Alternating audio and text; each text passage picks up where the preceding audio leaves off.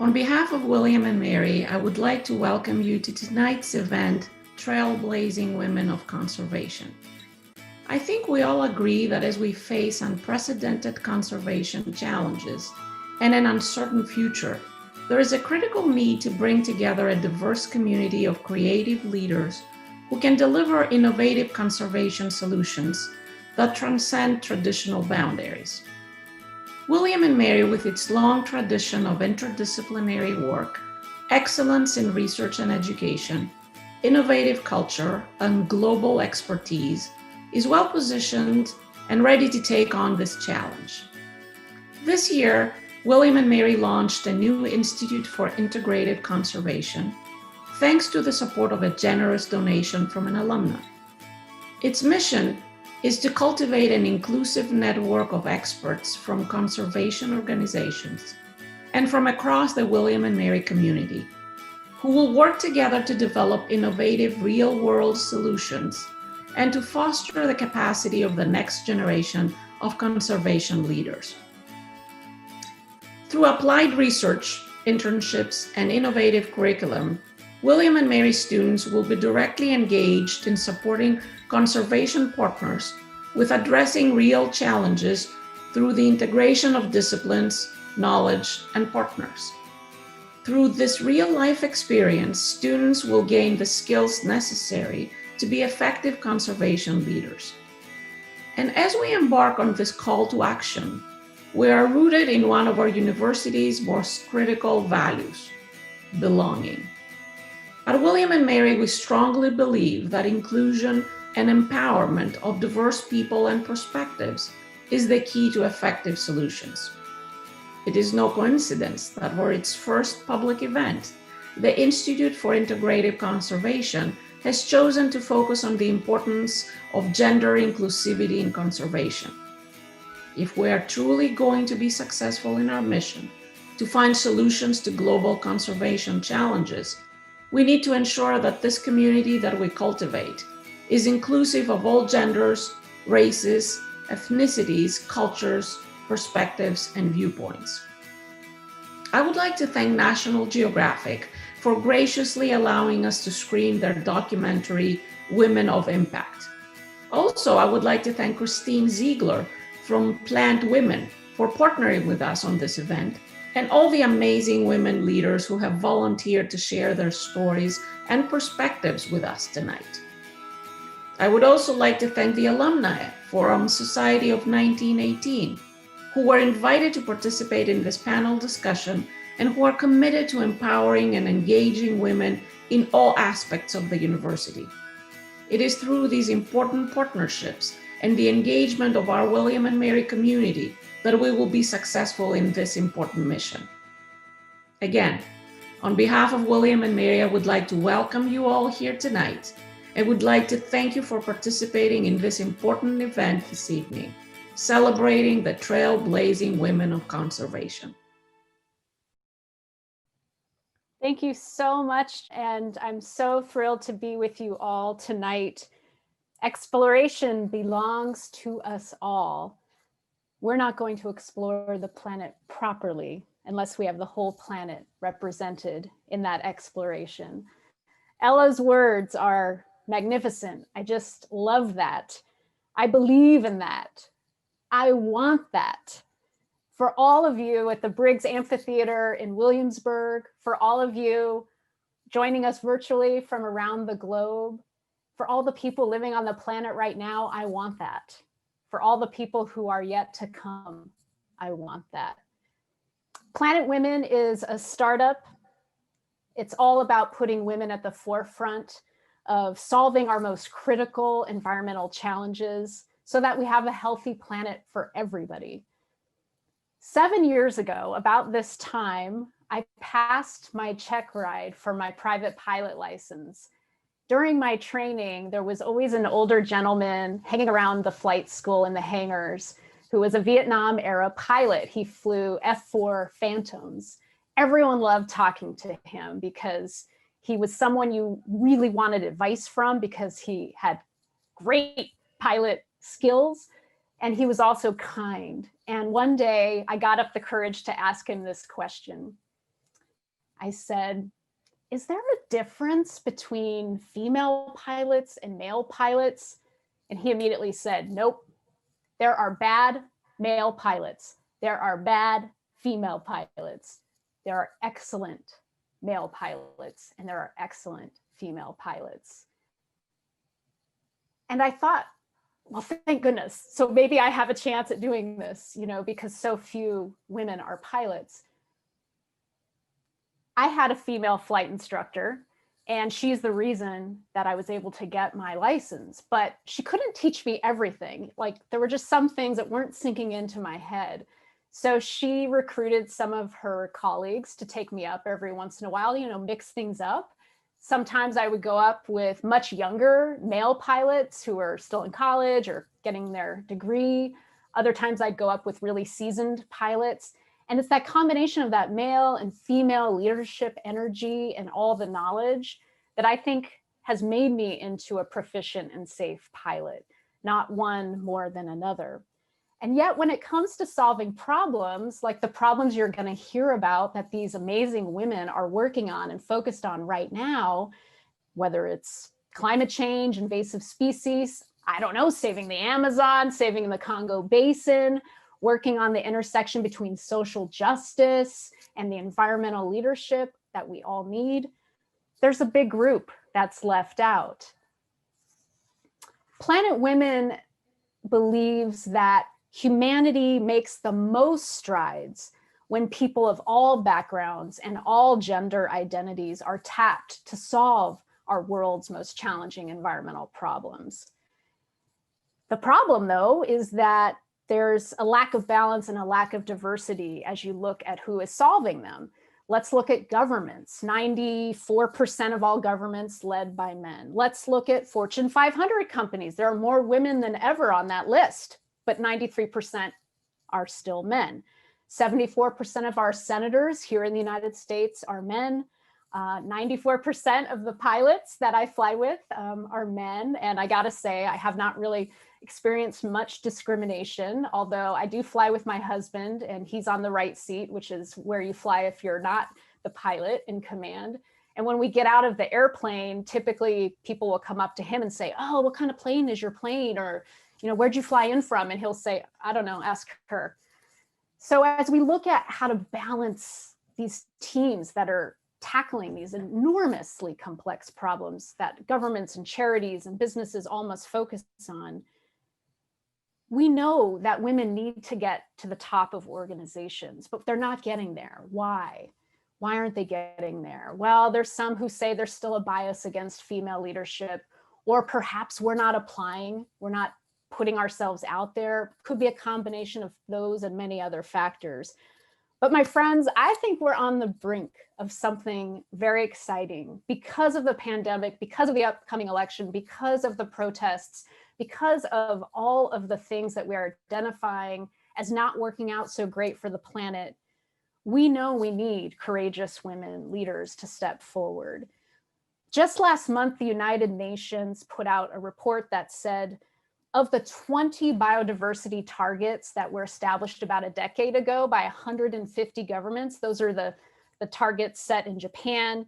They're the targets set to achieve biodiversity goals. Of those 20, 0 have been met by any of those countries. We've met none of them. So I feel, and I know you all feel, that we're on the brink of something different. Tonight, we're joined by some trailblazing women who are showing us the way and taking strides for a more just, more inclusive, more creative, more joyful, more compassionate future. They have generously offered to share their time with all of you. And I know that for the undergraduates in the audience, you may look at us and say, oh, those are older women who figured things out. But believe me, I'm going to be getting just as much out of this and getting enough advice to fortify and fill the well as well. No matter your age or generation, you always need wise counsel. You always need to hear the good work. So are you ready to be inspired? I would like to introduce our 4 panelists tonight. I'll start with Paulina Arroyo. She was recently promoted to the Adaptive Management and Evaluation Director for the Environment Program at the Gordon and Betty Moore Foundation. She's long been a leader in rights-based conservation. She's been the leader on the Andes and Amazon initiative there at the foundation.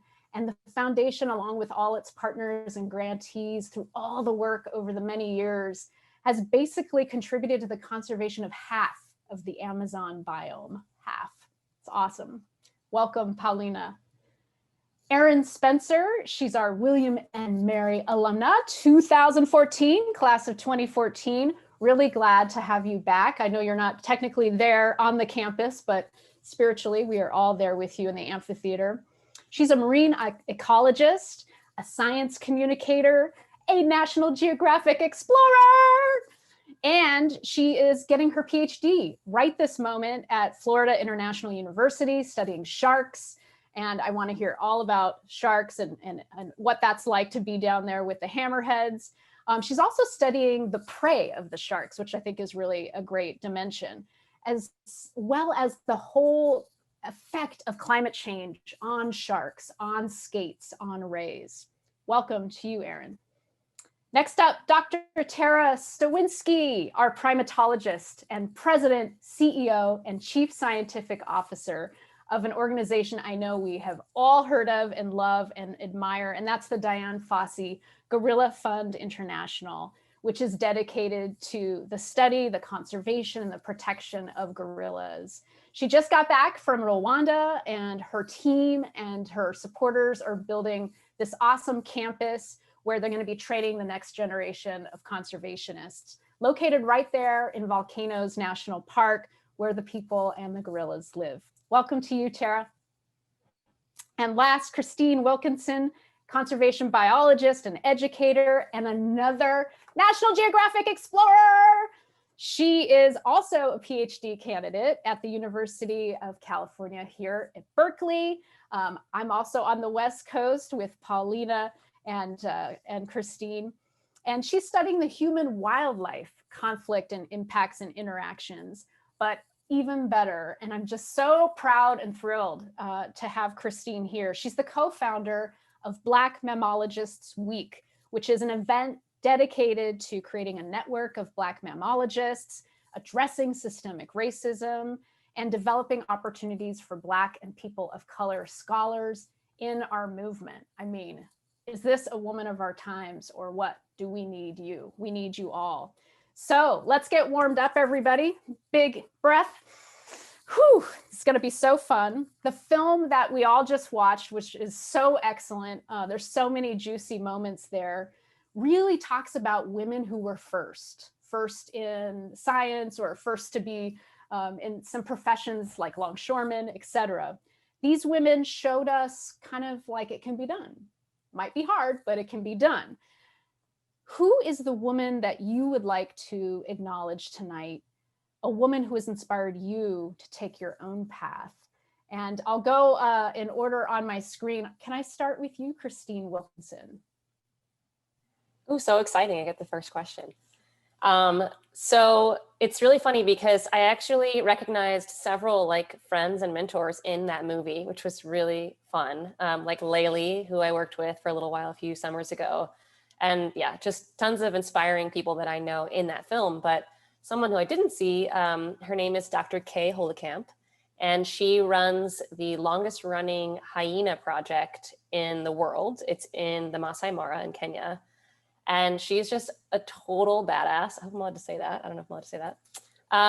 And she, created the project herself, has been studying hyena behavior and anthropogenic impacts on hyenas, and has learned so much about them, is probably the foremost expert on spotted hyenas in the whole world.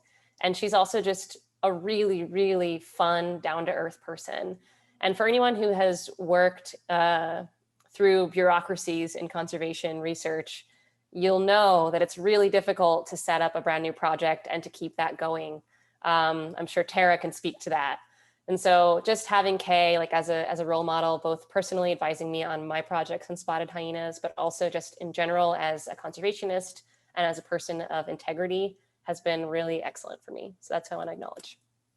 Excellent. Thank you, Kristine. Over to you, Tara. You're next on my screen here. Great. Well, thanks so much. And I think that I definitely have to mention Diane Fossey as the person who started my organization, which is now the longest running gorilla research and conservation site in the world. But to think that she went there in 1967 as a woman alone with no scientific training and was really on her own for a long time in terms of, didn't have a lot of support from the government, didn't have a lot of support from local communities. And, at the time, people thought of gorillas as these ferocious, scary King Kong-like beasts. And she went and lived among them and got to know them as individuals and really changed how the world viewed them. And I think that that's a lot of the reason why mountain gorillas are still with us and are one of the few animals that are actually the only great ape that are increasing on the planet, because she taught people to love them. I think that's one of her biggest legacies. So, and I'm thrilled to be that her, she passed away in 1985, but that her organization has been able to continue on all this time and has over 210 people in Africa out every day fighting for gorillas. That's awesome. Thank you, Tara. Erin, how about you? What woman would you like to acknowledge? Which women would you like to acknowledge tonight? Well, I would love to mention, actually, again, like Kristine, one of the women in the documentary, Dr. Sylvia Earl. It's absolutely incredible to hear her stories about truly being the first woman in a lot of these marine science field experiences. And I had a personal experience with her as an intern at National Geographic when I was a sophomore at William and Mary, and I knew that she was in town, and I actually staked out her office for like an hour waiting for her to come back, just to tell her how much I appreciated her work. And it wasn't until she came back when I realized how kind of intrusive that strategy was, to just wait in her office until she came back. But she spoke to me with such grace and treated me like I was the most important meeting that she had all day, when it turns out she was en route to meet with the CEO of National Geographic. And so she's just truly an incredible person, not only in what she's achieved in the field of ocean conservation, but just a role model in action in one-on-one as well. So I'd like to acknowledge her. Love Sylvia. Love it. Thank you so much, Erin. And Paulina, what about you? Which women or woman would you like to acknowledge tonight? Well, thanks, Kristine. It's really wonderful to be sharing this moment with everyone. For me, it's a little bit more personal. I'd really like to recognize my mom, because I think she has always been sort of the inspiration and the rock for me. As a single mother, she was the first woman to go to university in the family. She was the first woman to leave Ecuador and move to the U.S. With a 3-year-old daughter, and just sort of forge a life here, and still embed in me, or instill in me, appreciation of language and culture. And so for me, that's sort of my formative years that have determined what I did after that. I've had many women mentors along the way, but I think because of her, I've always been more inclined to look for those female mentors, be they, Latinas or not. She always instilled in me the appreciation of life and nature, and being just true to myself. Wonderful. And I know it's been so hard to be separated, and she's hunkering down in Ecuador, being safe, but hopefully she'll be able to watch this later and we can say, hi, Mom. We're all taking care of each other. Well, given all that we're experiencing right this second, if you're thinking about the pandemic or the upcoming election or protests or the Women's March this weekend, so much happening. What is your intention for tonight? What's the intention behind your conservation work? In other words, why do you do what you do? I'll start with you, Kristine Wilkinson. That's a great question. And I think that I could probably go on for hours about why I'm really glad to be part of this panel tonight. But I'll try to make it short. So I really believe that women, and I mean that in the broadest sense of the term, are the best leaders to give our planet a fighting chance to thrive. I really believe that. And I think, unfortunately, like along with thousands of years of pushing aside women's opinions and suppressing their leadership, many patriarchal societies have also taught men and boys that they should suppress their emotions and their empathy. And I really think this empathy gap is a huge contributor to our major conservation challenges. So I think, like, for now, at least, and this is luckily starting to change over time, women have the advantage in the empathy department. And we need to be lifting up and supporting women leaders of all backgrounds to be conservation leaders. So I hope that me being here today can serve as just like a small piece of inspiration toward this end, for folks who are watching, or women who are watching, and want to see some folks who look like them up here. Beautiful, beautifully said. Tara, how about you? What's your intention for tonight and your work? Kristine, that was lovely. That's a hard act to follow. I would say that, you know, I got into this field because I loved animals and wanted to work with animals. But the longer I've been in it, the further away I am from the animals themselves. I don't get to spend time watching gorillas anymore. I have a lot of other responsibilities, but I just believe that I want to leave this planet a better place, hopefully, than when I joined it. And I have 2 young daughters. And I want to make sure that gorillas and hyenas and elephants and all of these wonderful animals that so inspired me as a child are still around when my daughters are my age. And so it means that I spend a lot of time away from my family. It's a difficult job. It's 24/7. I mean, I think I eat, breathe, and sleep what I do, but I just feel that I feel very honored to be in this position to hopefully make a difference and do something good for the planet, and be a role model to my daughters and other girls as well, and other women as well who are interested in this field. Awesome. I hope they get a chance to watch this later. Erin, how about you?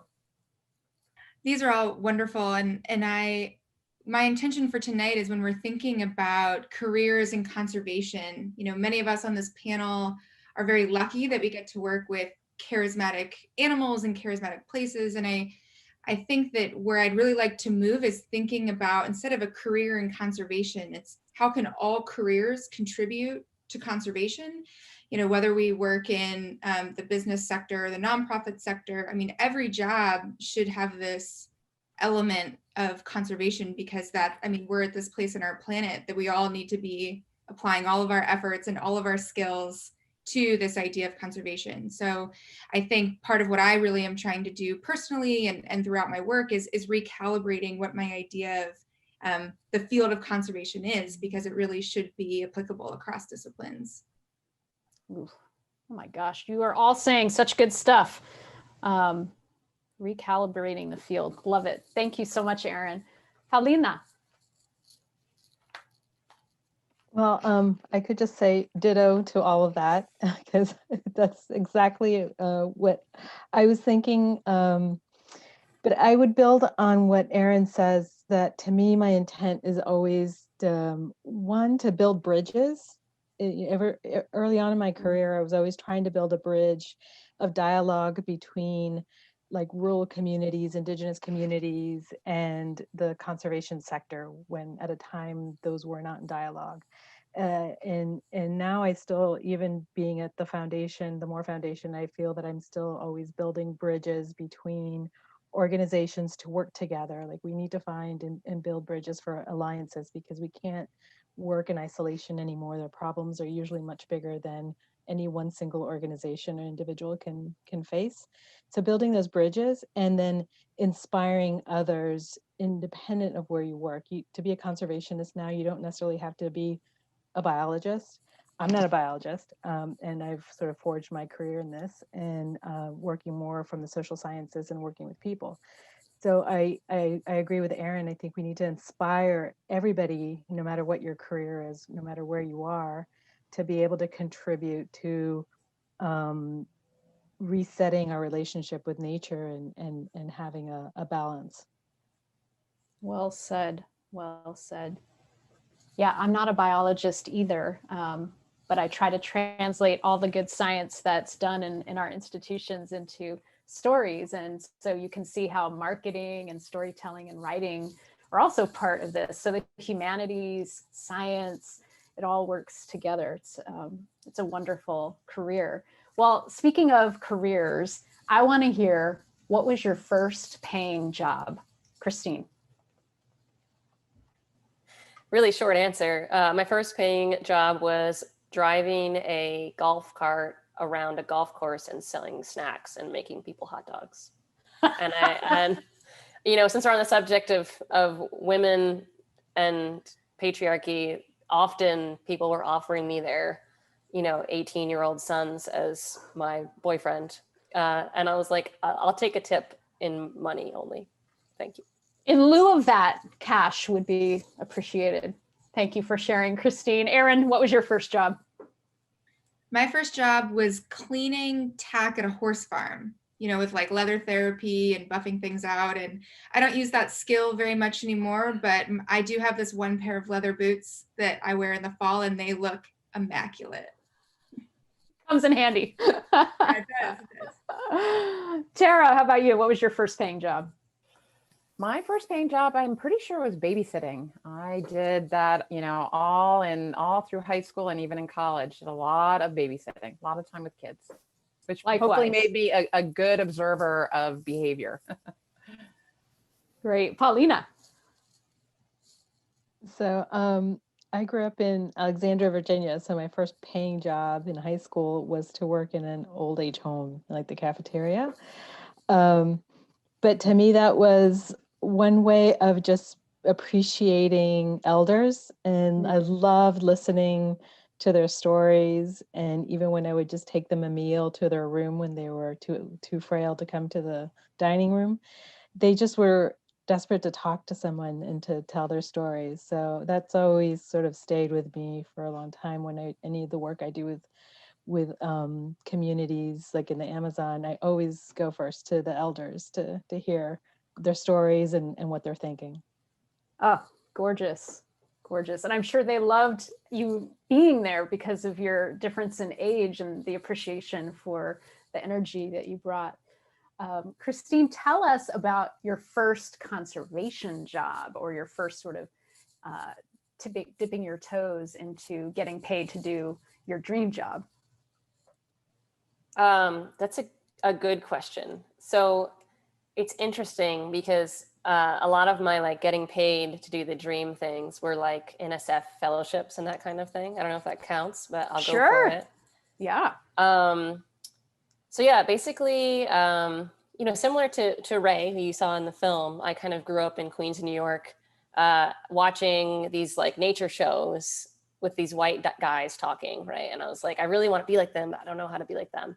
And I was running around trying to catch cockroaches and squirrels and cicadas. And I had no idea how to translate that into a career at all. But I was really lucky that when I applied to Cornell for my undergrad, a woman named Dr. Myra Schulman reached out to me from Cornell and said there was an NSF funded opportunity for basically to increase diversity in the sciences, where I would go to this place called Shoals Marine Laboratory. It's an island off the coast of Maine, and do science essentially and get paid a stipend to do it. So for every summer, I went back to Shoals and did various research, mostly on seabirds. So I guess that's my first paid experience. But then my first real independent experience in conservation was after I graduated from undergrad. I went and worked as the assistant manager of the Kasokwa Forest Project in Uganda, near Masindi, Uganda. And essentially there's a very small forest fragment called Kasokwa Forest, and there are chimps in there and baboons and colobus and some other species. And essentially monitoring the chimps, working with the field assistants who are worked for the project for a long time and teaching them some new techniques for monitoring, and then also piloting some kind of education, hands-on education programs for people who live around the forest but don't know much about the primates that are in there. So I worked there and lived there for a year after college. Awesome. Ooh, those both sound amazing. How about you, Erin, your first paid conservation gig? So I think I'll also go with a grant So my first grant to do any sort of research was partially funded through Women Marry in the Monroe Scholars Program and partially funded through National Geographic. And that grant I almost didn't apply for, but it was actually a professor at Women Marry, Dr. Anne Marie Stock, that was like, well, you'll never get it if you don't apply for it. And why not you? And I looked at that as such a pivotal moment where I was just never going to even put myself up for that opportunity without her encouragement, counting myself out of the race before I got there. So I studied invasive lionfish in the Florida Keys and looking at how people change their behavior to fight back essentially against this invasive species. And so I spent the summer in the Keys, and it was really an exercise in just doing field work. I completely mismanaged my budget and spent all my money on diving. So I ended up eating lionfish for most of the grant, which, we were hunting them anyway. And so I ended up eating them, and but now I'm much more judicious about my grant money, but it was just a wonderful experience and made me feel like this is something I could actually pursue as a career. So. And you proved you could live off lionfish, so that was useful. Yeah, I can tell you 100 recipes for the ways to eat lionfish. Excellent. I will keep that in mind. Paulina, how about you? First gig. Well, yeah, after graduating from University of Waterloo and Bachelor's of Environmental Studies, wasn't really quite sure what I could do, but my interest was definitely working with communities and natural resources management. So I went to Ecuador, where I hadn't lived there. I was born there, but I had never actually lived there or studied there or anything. And in fact, my Spanish was not very good.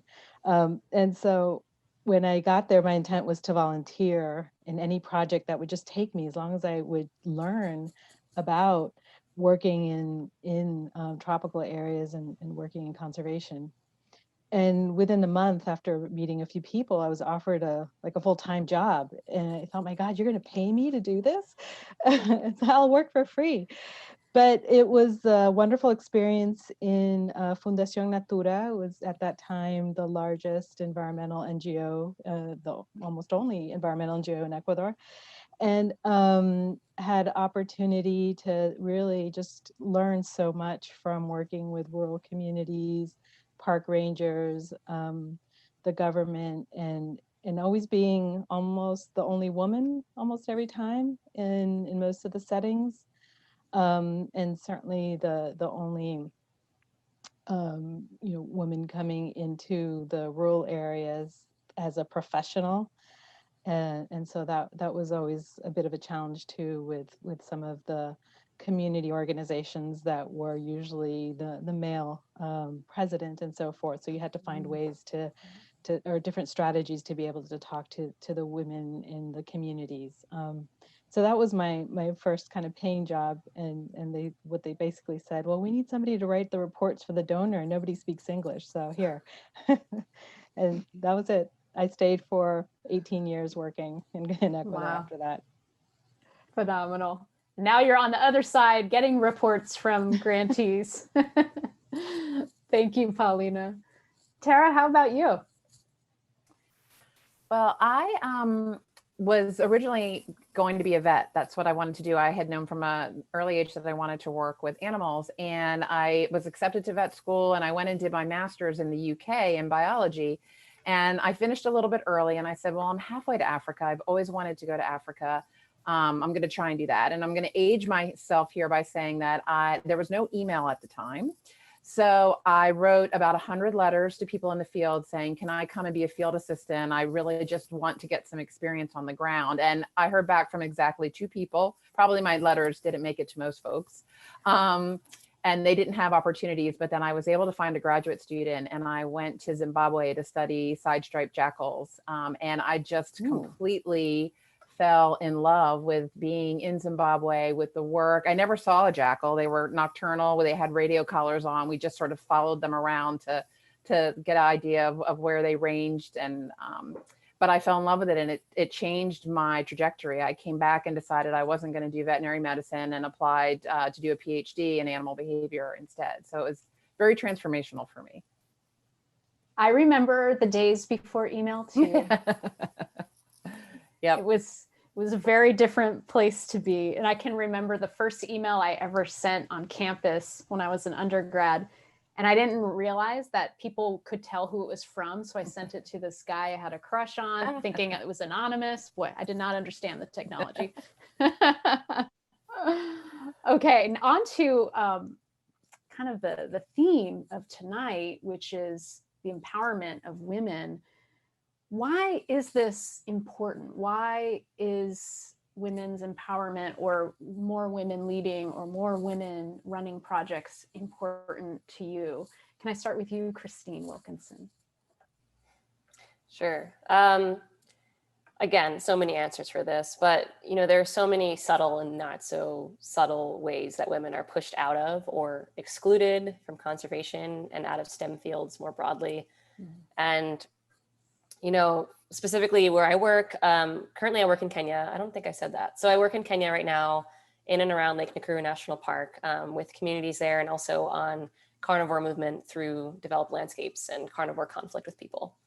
And so in many of the places where I work, women are expected to be the family caretakers, and that can leave very little time for conservation work historically. And I think that's really changing a lot, which is amazing to see, as you saw in the film.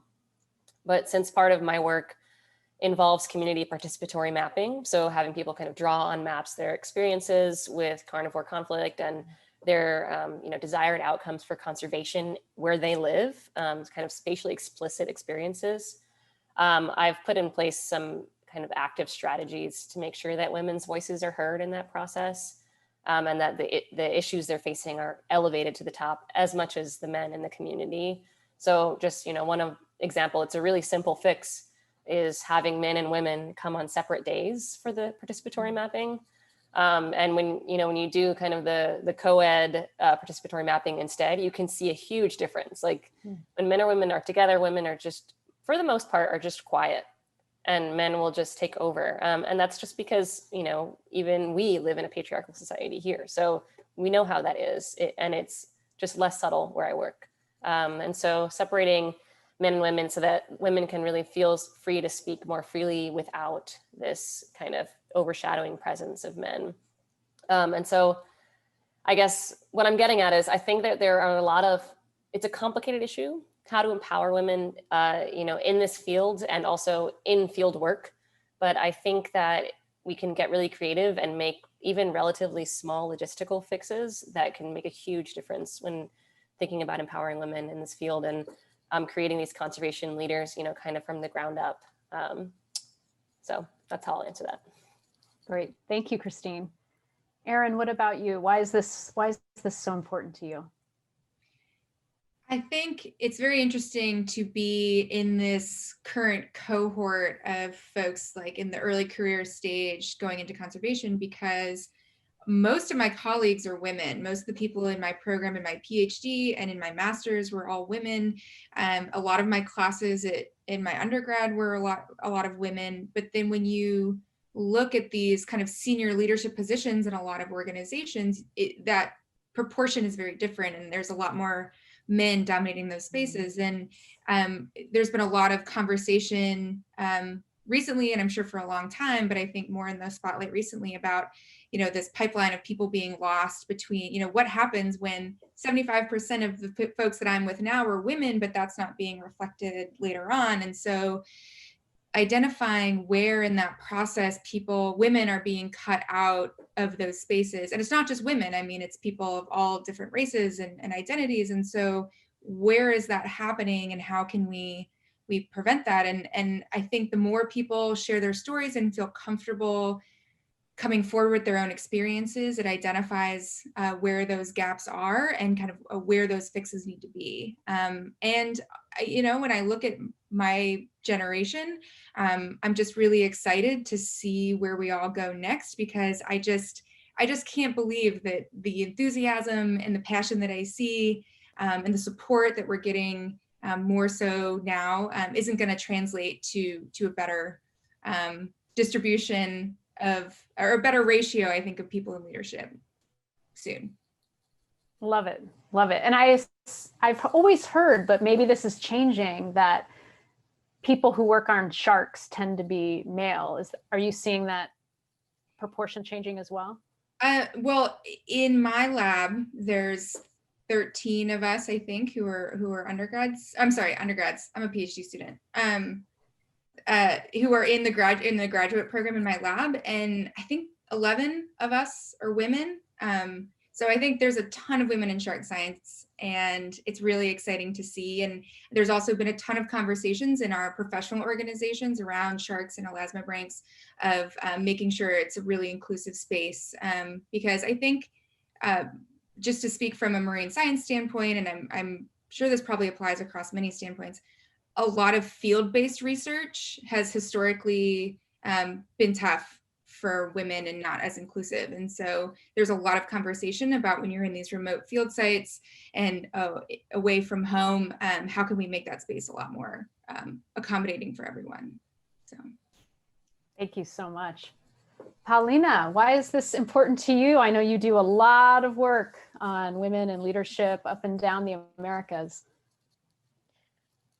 Well, this has always been something I've been very passionate about ever since even undergraduate work and so forth. And I think now being a mother, you know, once you become a mother, you have like this chip also that activates suddenly inside of you that you want to do everything to protect your cubs and make the world better for them. So I think that's a driving force when I had my daughter and now we have two daughters with my second husband. So for me, it's seeing women who have always been change makers in the communities I've worked with.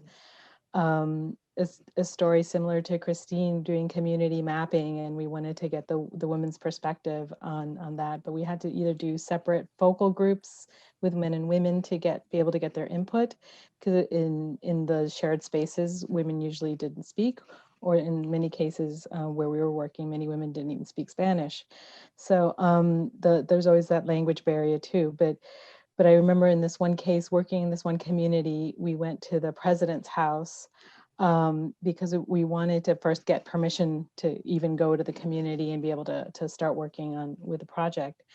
And we needed to get his permission as the official president. And so we were doing the initial community map with him, and his wife invited us in, and she was making coffee for us in the kitchen. But as he was sort of drawing on the map and explaining where things was, she kept yelling from the kitchen, "No, that's not right.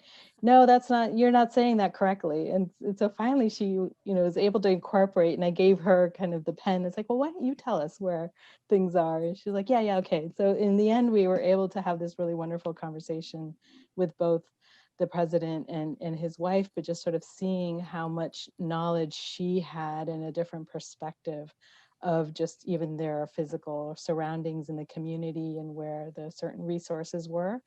To me, that was enlightening. That was very early on in my career. So I've seen those sort of cases in, kind of this popcorn all over the regions and the places I've worked in the Amazon region in South America through projects or directly or the projects that we support.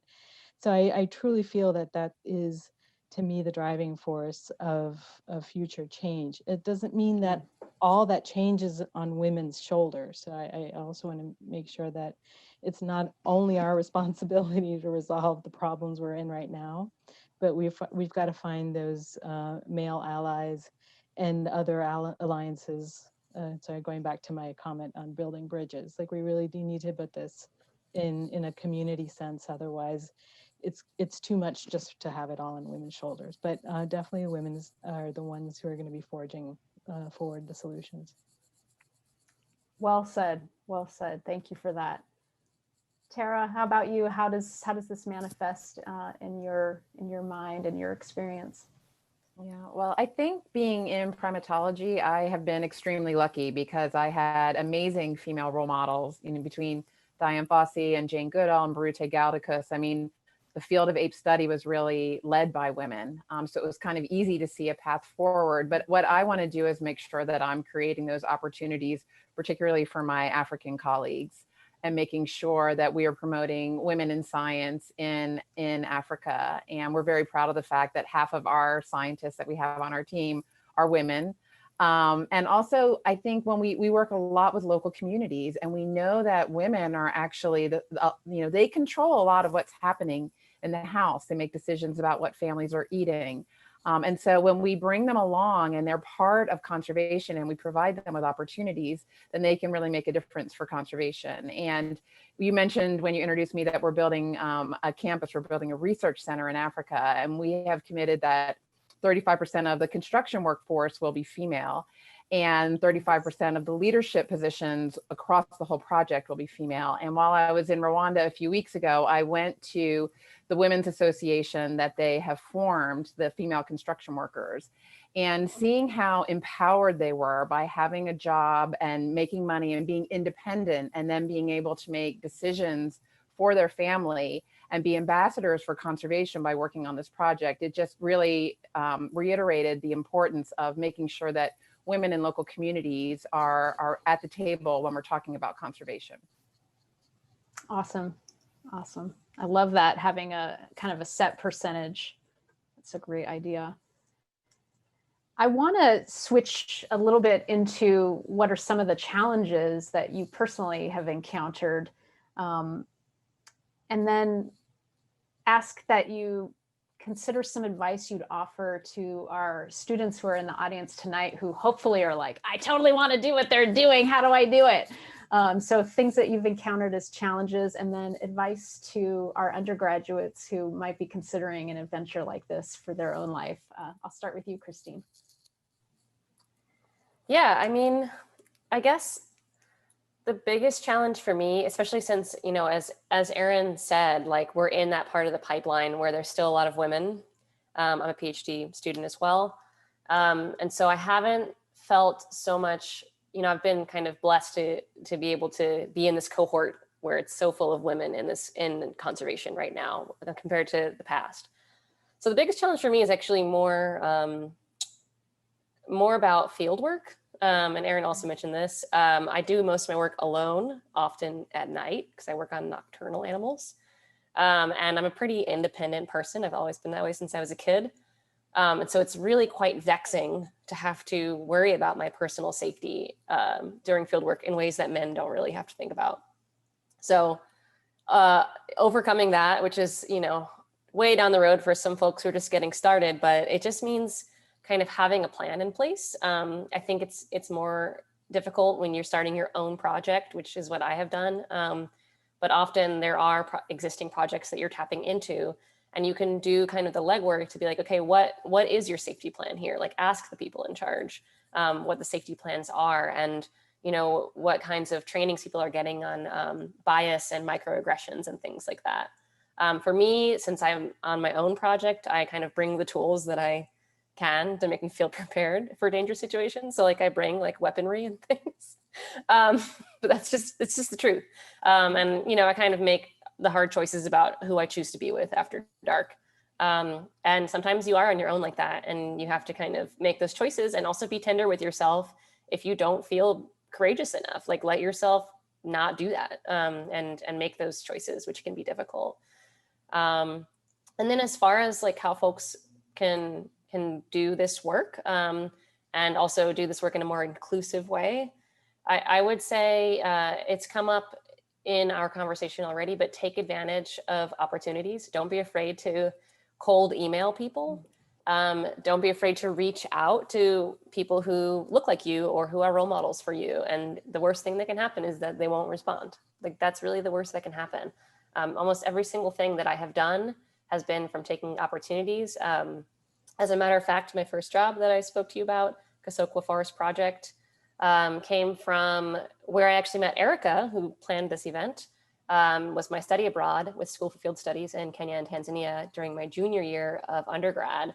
One of the professors actually is the founder of that project, and I had stayed in touch with her.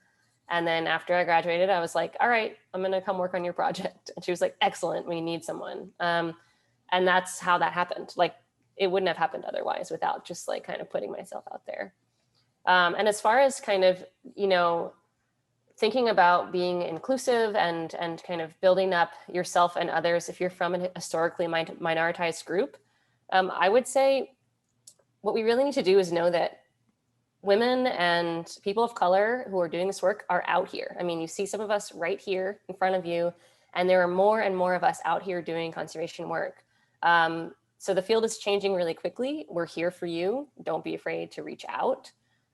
We need to all, at the same time, make sure we all lift each other up with us. So when you're rising, don't just rise, bring someone with you on the way up. In your work, you can think deeply about how you can support and elevate, your undergraduate students, your mentees, your field team, the community members that you know, and bring those people up with you as conservation leaders. Don't just leave them there, or don't just kind of do research on people, do research with people, and hold yourself to goals around that. And I guess the last thing I want to say on this is I really, really want us to get to the point where we're no longer trying to be the first female or the first Black carnivore ecologist. I want those roads to already be paved with so many inspirational leaders that have come before, and I think it's already happening. So, see, I told you we were all going to be inspired. Woo! So good. Thank you, Kristine. Erin, how about you? What are you thinking in terms of advice you'd give, but also maybe some challenges or barriers you've encountered?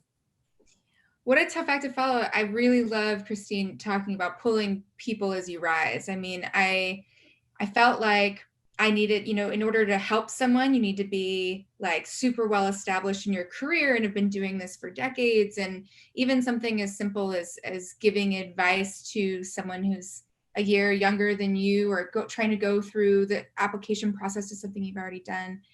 But I do want to touch on, unfortunately, I have a similar story to Kristine about some of the challenges we've encountered in the field. One of the things I love most about what I do is I get to go to these beautiful, very remote places.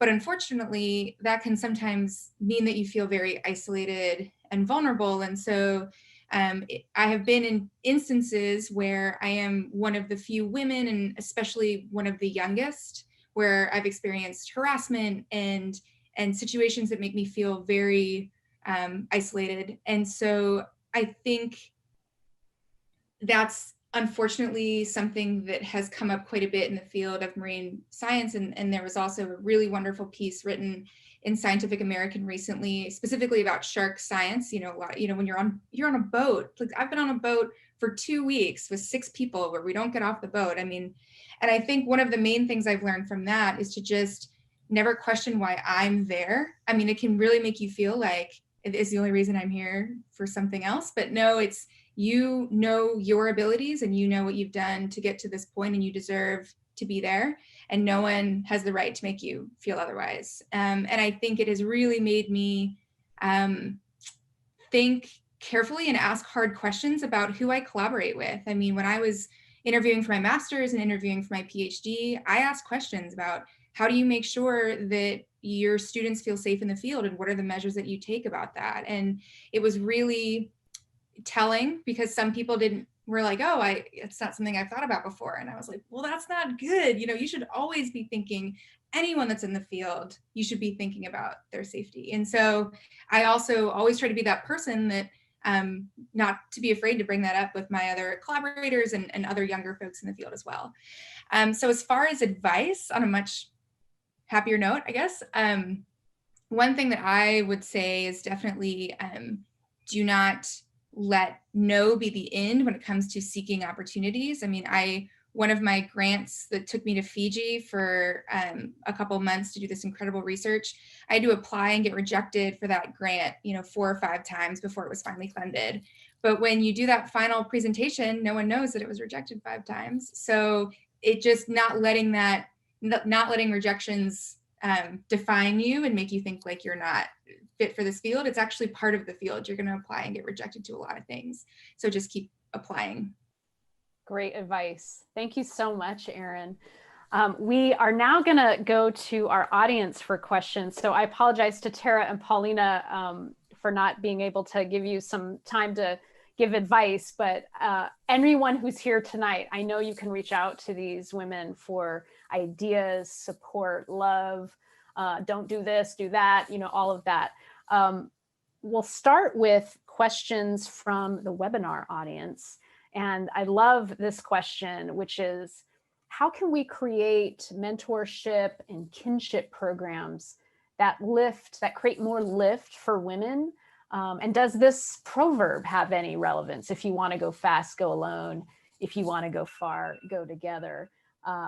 I know that many of you have worked in Africa, but I'll start with you, Tara, since you most recently just came back from there in your adventure to Rwanda. But how can we create some programs to raise each other up? I think it's an, something that we have to be very thoughtful about and cognizant that some people, that opportunities are not equally available, and be really active and think about it. I mean, we work very hard. I mean, a lot of our work is focused on training the next generation of African conservationists. And it's an area that I think we've spent a lot of time being very purposeful for, developing programs, finding funding for those programs, and making sure that those programs are not things that are what we do,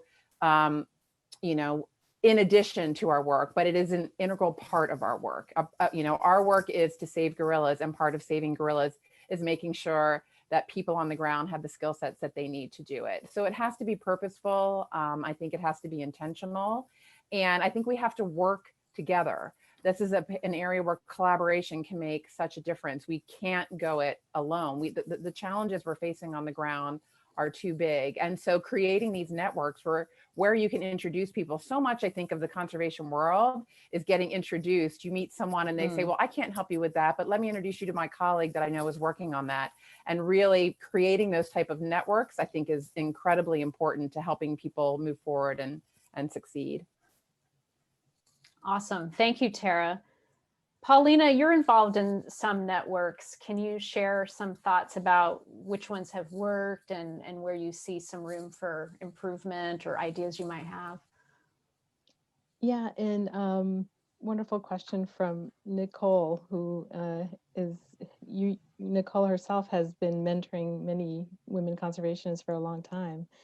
And I believe in both formal and informal networks. So, Tara was mentioning sometimes there's these informal networks in conservation that by word of mouth, you really get to know people. And I find that it's a field that's usually very generous about collaborating or sharing information. And when it's not generous, you find ways around it too. But I think that I've been discovering these more formal networks in Latin America. I've been getting more involved with the Women in Conservation Latin America network, and it's just sort of bringing women together from different countries. And I think we're getting more traction now because we are all in working from home, and because of the pandemic, we've just been more connected.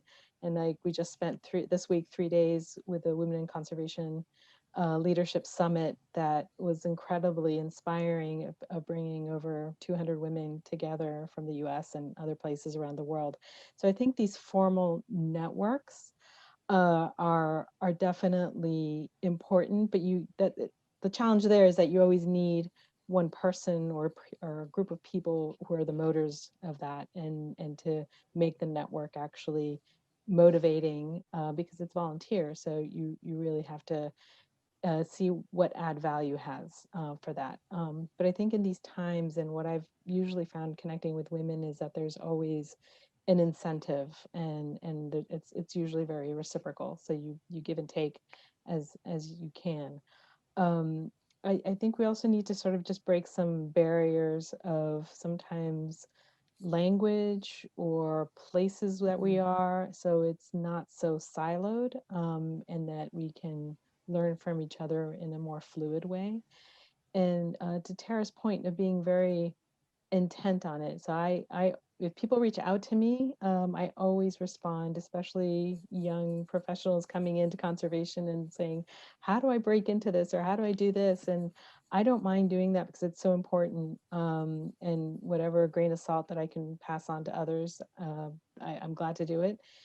But I know not everybody is willing to do that. So I think those of us who are in the field and have a little bit more years of experience. I'm not saying that it's good or bad, but if we're able to share a little bit more of our knowledge with others, glad to do that. And I think that's important. Thank you, Paulina. That's awesome. I want to remind the students and our special guests in Williamsburg that you can actually ask questions from there in the amphitheater. You can walk up to the microphone in front of the amphitheater to ask a question. So I just want to make sure to include all of you. I'm imagining all of you stretched out there on the lawn or sitting on the benches. I'll ask one more question while we're seeing if there's any questions from the group there. I wonder if you all can get on a time machine with me and go back to the time in your life when you were like 15, 16 years old. Look at her. What advice would you give her from where you are now? Can I start with you, Kristine? Sure. Can you hear me? Yep. Great. Okay. Computer is freezing. 15 or 16-year-old Kristine was living in a dysfunctional home, and I think she was excited to get the heck out of it. So you didn't have to tell her twice to go to undergrad. But I think I would tell her, like, keep pursuing your dream of working with wildlife. Don't be afraid of the fact that you have no idea how to get there. Poke more people earlier in time. Don't wait on cold emails. I didn't learn how to cold email till I was like a senior in college, and I think it's wasted time. And I think I would just tell her, like, things get better, and like, uh-oh. Things get better, and then she froze. And we're literally like miles away. She's just over there in Berkeley. Okay, hold that thought, Kristine. Oh, she back? am I back? I don't know what you're you back. heard, but The last thing we heard was it gets better. yeah, that's basically it. It gets better. It felt, I'm sure I felt very out of control of my life at that time. And I felt like, you know, getting into the conservation field really kind of empowered me to learn how to be an individual and kind of feel more on top of my own life for the first time ever, kind of when I was 18. So I would tell her, like, plus you carry weapons sometimes. Plus I carry weapons sometimes, yes. Thank you for sharing that. Erin, what about you? What advice would you give yourself looking back? I think I would tell myself that just because you don't know something doesn't mean that you won't know it in the future, or that you're not good at something. It just means that you're not good yet. I mean, I feel like I took some of those intro classes or AP classes, and because I didn't click with physics, my thought was, well, I'm bad at physics. And that's not true. I just didn't know. I just hadn't learned it well yet. And now I'm doing things that I never thought I would do when I couldn't stand chemistry. And now a huge part of my PhD chapter is chemistry, and I'm doing physics. And so I think just being kinder to myself about, like, everyone learns things at different times. And sometimes it just depends on the situation that you're in. Maybe that teacher or professor doesn't teach in a way that really clicks with the way you learn, but then you will meet someone that does. And so I would say, be kind about, like, what you can learn, and just have trust in yourself that you could really learn anything that you put your mind to. Love it. Love it. Thank you.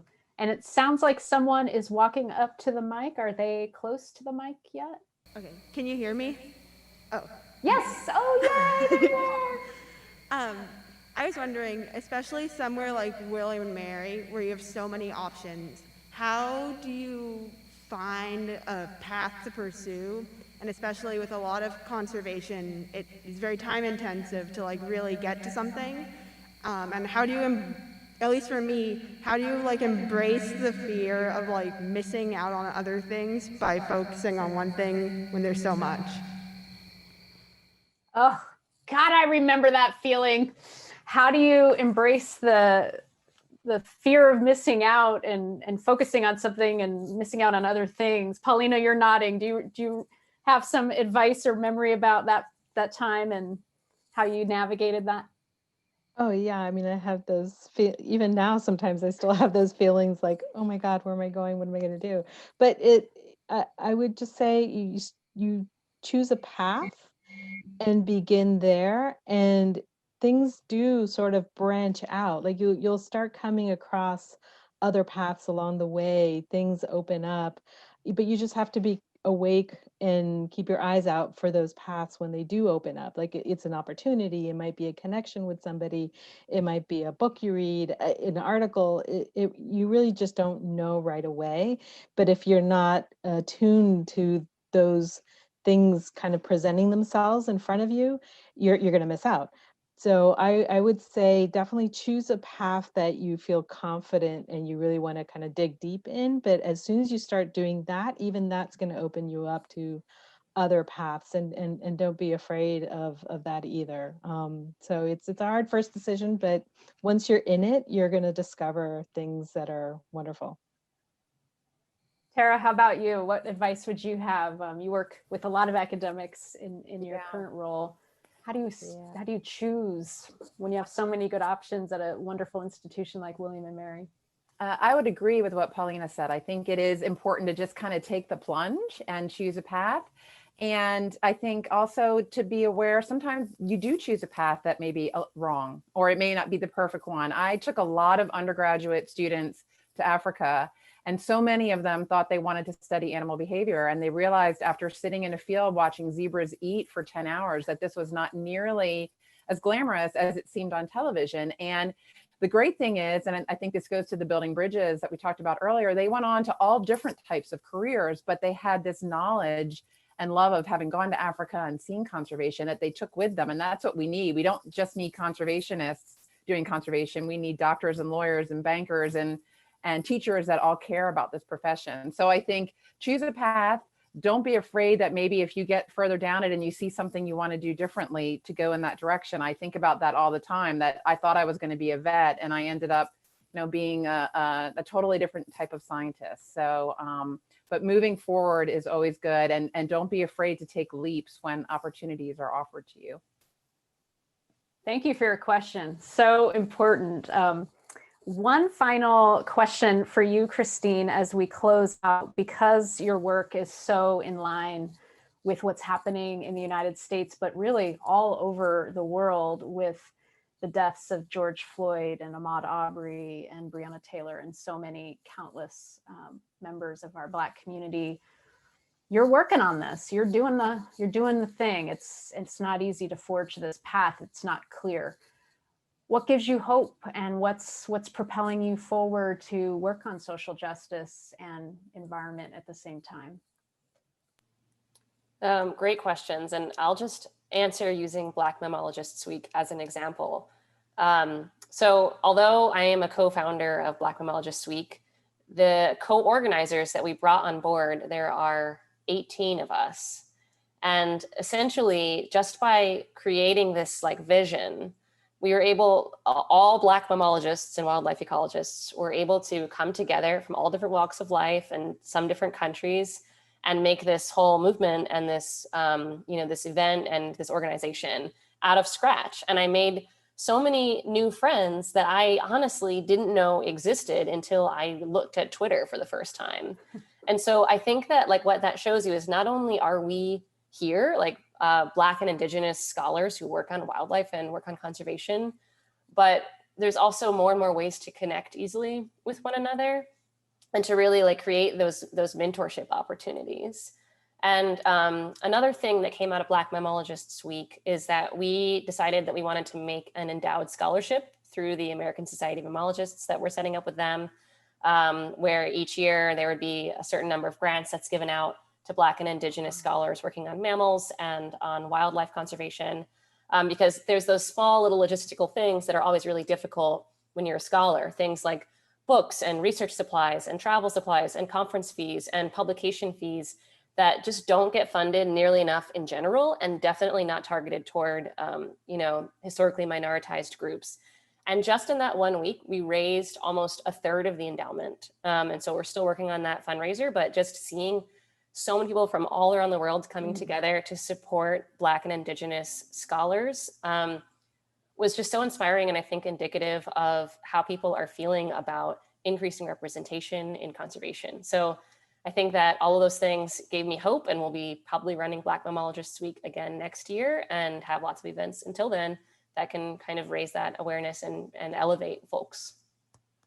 Well, thank you for that awesome work. And thank you to all the panelists. I wrote down so many things. You all gave me ideas. And as I said, no matter your age, you're always in need of a shot in the arm of, how do I get through this? How do I navigate? What's the next step for me? Is this the right thing to be doing? And the younger women that are coming up through the pipeline, stay in it. We got to figure out how to keep you there and be flexible and let you do all the things you dream of. We need you more than ever. The world needs you more than ever. I'd like to thank William and Mary and the Institute for Integrative Conservation. It's been awesome being with you all tonight. And I just really want to thank the students that are here tonight. I'm not there physically, we're not together, but we're more connected than ever before. And one day we will physically be able to give each other hugs. But until then, I hope you all stay safe, and I'll hand it back to John. Thank you. Thank you. Thank you so much, Kristine.